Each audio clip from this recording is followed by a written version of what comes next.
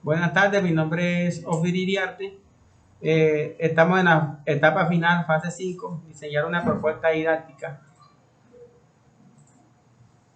En esta ocasión les voy a hablar sobre la fase 5, diseñar una propuesta didáctica. El título de la estrategia didáctica es Implementación de la resolución de problemas y modelización como perspectiva y línea de investigación en noética y semiótica en el Colegio Gimnasio Las Américas. Escenario de aprendizaje en educativo en la búsqueda de sociedades participativas e influyentes. En la fase 3 se tiene un objetivo que es identificar el potencial didáctico del vínculo entre la comprensión del objeto matemático y su representación en términos, expresiones, notaciones, gráficas, etc., mediante el análisis de los tipos y funciones en la noética y semiótica. En la fase 3 se hizo la elaboración de un instrumento con el objetivo de caracterizar el uso que los estudiantes hacen de los planos de expresión, contenidos y reglas de correspondencia a partir de problemas matemáticos dados. El tema aplicado fue aplicaciones de las funciones trigonométricas en triángulos rectángulos. El instrumento utilizado fue la evaluación, donde se busca ilustrar el uso de los planos de expresión, contenidos y las reglas de correspondencia en planos matemáticos propuestos estratégicamente y seleccionados para el grado 10 de educación media, definidos por el grupo en el trabajo de la fase 2. El objetivo es encontrar las longitudes y ángulos desconocidos en un triángulo rectángulo.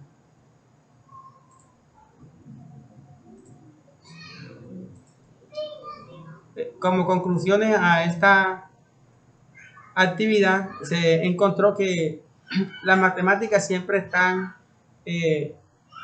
inmersas en los problemas de la vida cotidiana. A través de ella podemos comprender las diferentes representaciones, como son términos, expresiones, notaciones, gráficas, en la vida cotidiana, siempre y cuando tengamos interés por aprender de manera significativa y de ayudar a que los estudiantes también adquieran de manera significativa el proceso de enseñanza-aprendizaje por medio de la comunicación, donde se integran la semiótica y la noética como disciplina científica que ayuda a transmitir el conocimiento a los estudiantes de manera significativa.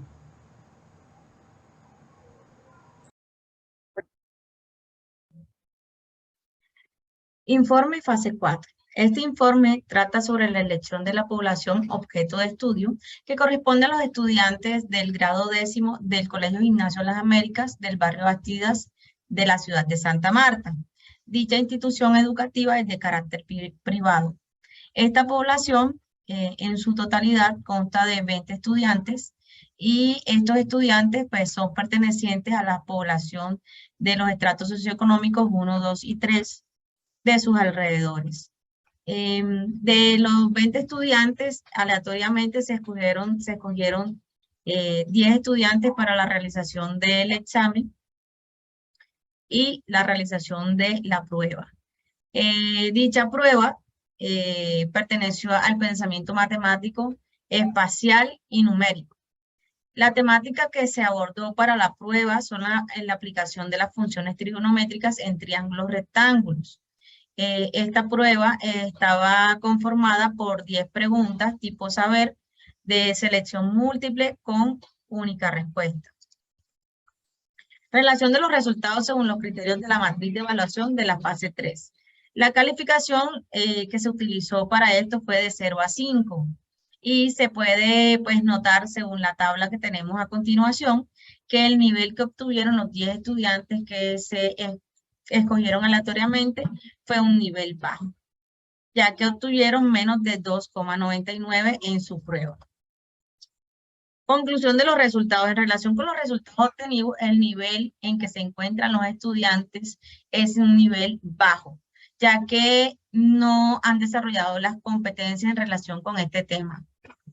El análisis permite generalizar que los estudiantes necesitan profundizar esta temática por medio de planes de mejoramiento para que puedan tener una buena preparación en las pruebas del IFES.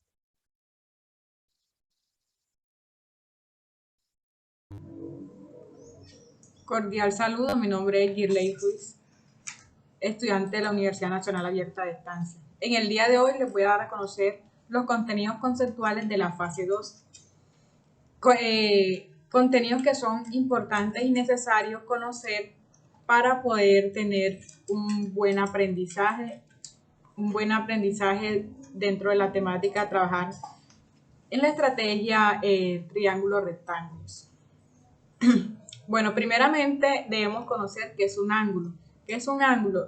Un ángulo es una figura que está formada por dos segmentos o líneas que comparten un punto final común. Este ángulo, como todos sabemos, lo podemos representar ya sea con letras, pero que sean mayúsculas, para nombrar esos ángulos. O también podemos utilizar el tipo de letra griega, que puede ser teta, beta o entre otros. Los términos de medición de los ángulos pues lo podemos encontrar ya sea en grados sexagesimales o en radianes. Dentro de estos contenidos encontramos ángulos rectos. Un ángulo es recto cuando equivale a su medición 90 grados sexagesimales o a 100 centésimas. Ya debemos entender que un ángulo es recto cuando una línea horizontal y una línea vertical se juntan o se chocan y forman ese ángulo de 90 grados. También podemos encontrar lo que es un ángulo negativo, y es aquel que va en sentido de las agujas del reloj. También encontramos lo que es un ángulo positivo, que es aquel que va en sentido contrario a las manecillas del reloj. Ángulos complementarios, es aquel que permite formar un ángulo recto, es decir, dos de sus ángulos que son complementarios suman 90 grados o 2 radianes.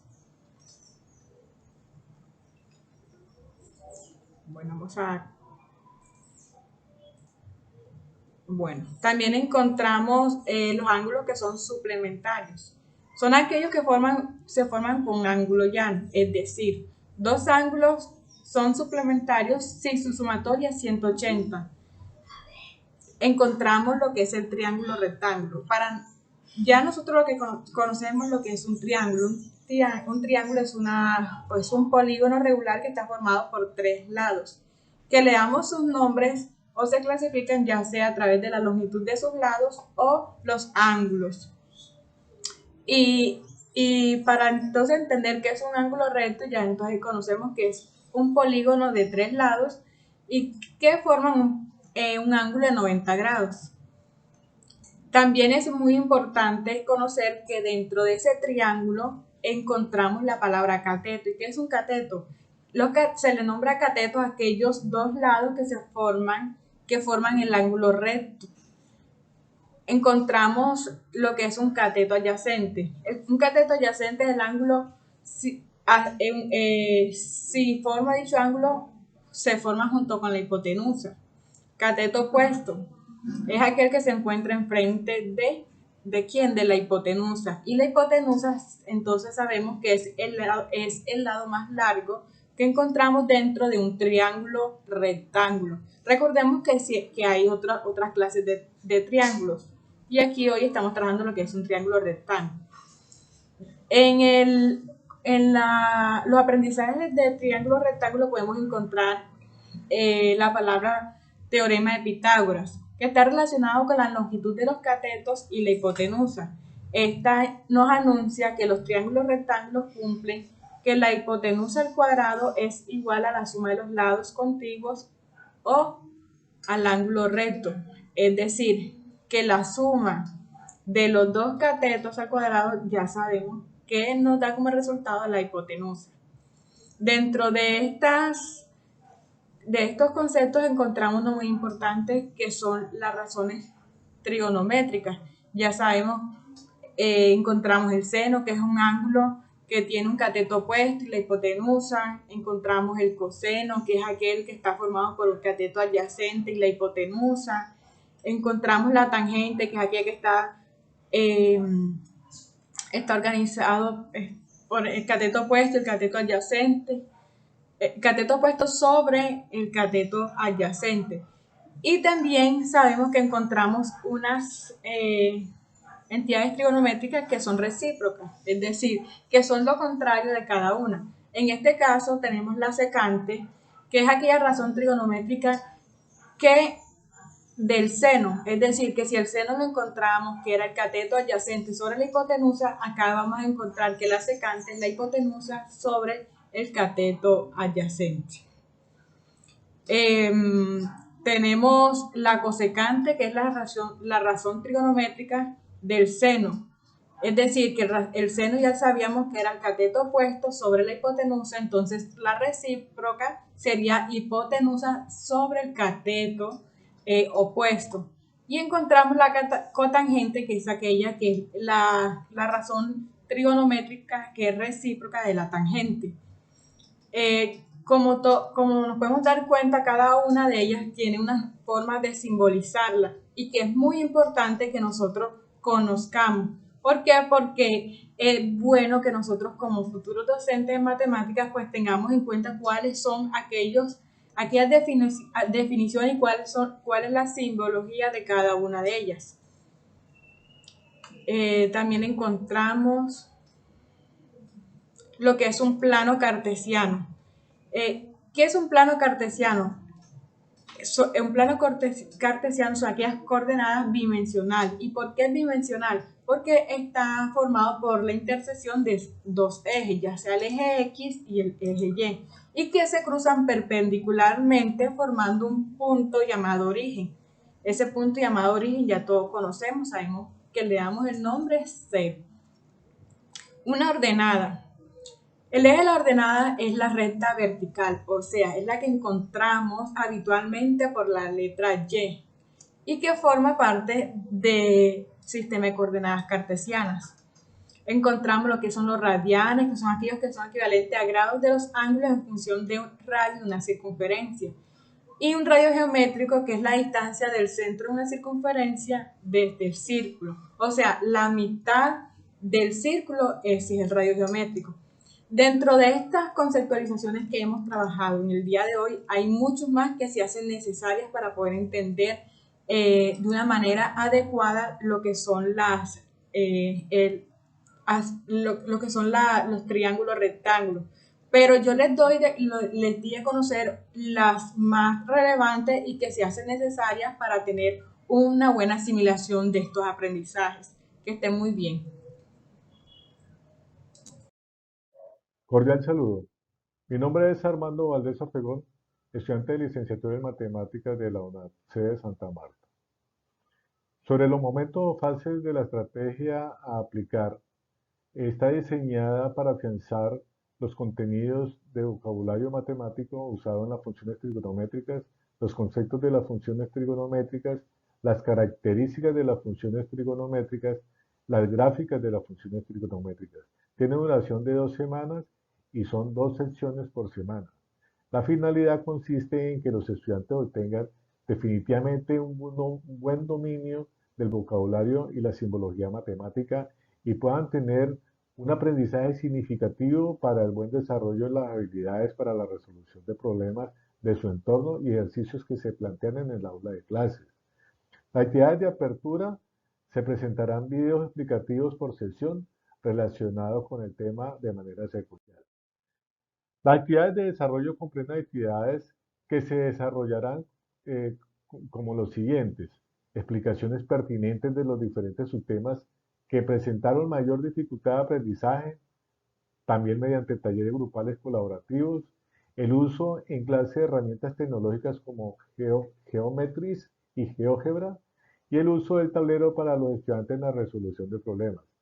Y como actividades de cierre se planean socializar en carteleras y en blog interactivo los resultados de las actividades realizadas, demostrando los avances en sus aprendizajes obtenidos. En cada sesión se realizará una pequeña evaluación oral o escrita. Finalmente, el docente invitará a estudiantes a que se expresen con opiniones acerca de las temáticas y se orientará mediante preguntas. Sobre las orientaciones generales para evaluación se puede decir que la estrategia contempla evaluar los siguientes criterios: participación activa en la realización de los ejercicios del taller, buena actitud de colaboración hacia sus compañeros, autonomía para desarrollar sus actividades y pensamiento crítico y con creatividad para resolución de problemas. Muchas gracias. Ahora voy a hablar de los recursos a implementar, el tiempo, los materiales, actividades complementarias de la fase 5. Bueno, el tiempo a implementar va a ser de 4 secciones, trabajando 2 horas semanales sin interrumpir las actividades académicas que tenga programada el docente asignado. Además, también vamos a utilizar unos materiales didácticos como lo son juegos geométricos, computadores, celulares, herramientas tecnológicas, aplicaciones como Geometris y GeoGebra. También vamos a hacer utilidad del videobin, hojas de preguntas y respuestas. Bueno, las actividades complementarias se van a observar y se van a valorar a medida de los aprendizajes durante la aplicación de las propuestas y se evaluarán las dificultades que persistan, para lo cual se realizarán indagaciones personalizadas y se aplicarán otras alternativas que faciliten los aprendizajes definitivos. Bueno, para esta fase esperamos unos resultados. ¿Qué se espera? Se espera obtener, obviamente, buenos resultados de aprendizaje que sean de forma significativa y que permitan que los estudiantes adquieran competencias que les permitan desempeñarse en su rol cotidiano, dando solución a problemas aplicados a su entorno, y además de que tengan un buen manejo de el vocabulario matemático y la simbología de la misma para que puedan desempeñarse de forma práctica. Muchas gracias. Bendiciones.